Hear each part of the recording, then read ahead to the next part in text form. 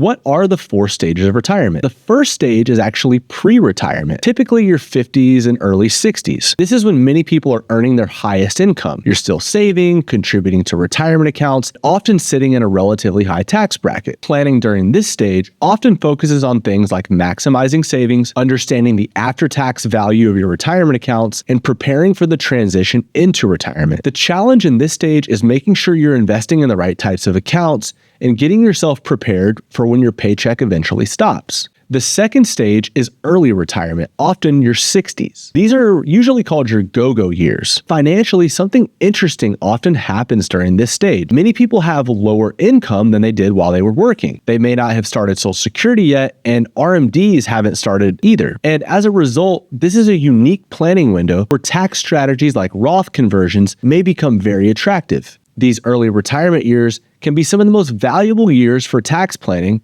and putting yourself in a position to lower your lifetime tax bill. The third stage is the middle years of retirement, usually beginning in your early 70s. This is when your required minimum distributions will begin from your IRAs. For many retirees that have large tax-deferred balances, these withdrawals can significantly increase taxable income during their middle retirement years. This additional income can affect several things, like how much of your Social Security benefit becomes taxable. Large RMDs can pretty easily push you into higher tax brackets, and it could even increase your Medicare premiums through something called IRMAA. And as you get older, your RMDs get larger, and these problems can multiply over time. So decisions made earlier in retirement can have a big impact by the time you reach this stage of retirement. The fourth and final stage is late retirement, often beginning around age 80. At this point, planning often shifts toward things like healthcare needs, long-term care costs, and thinking about the legacy that you might want to leave your family. The focus of financial decisions can start to change. Earlier in retirement, the goal is often managing income and keeping taxes as efficient as possible. But in the later years, planning often becomes more about protecting assets, simplifying finances,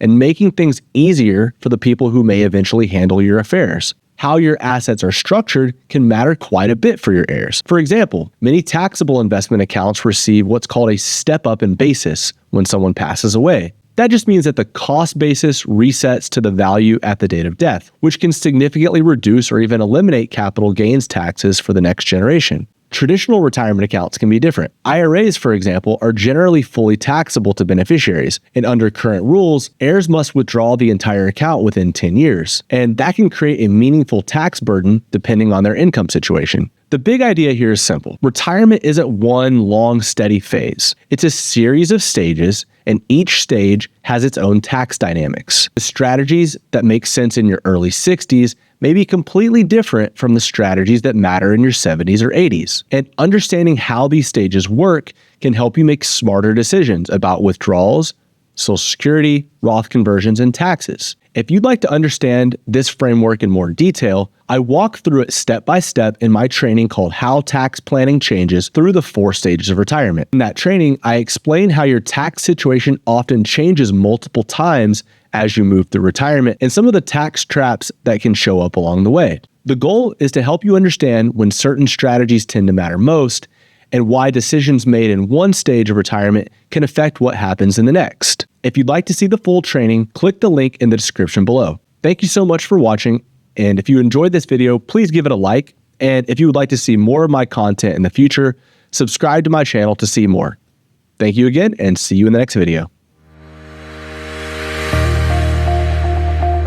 Hi, my name is Justin Haywood, President and CEO of Haywood Wealth Management. And if you're interested in learning more about how we help our clients live their life to the fullest, visit us at haywoodwealth.com to learn more. Thank you so much.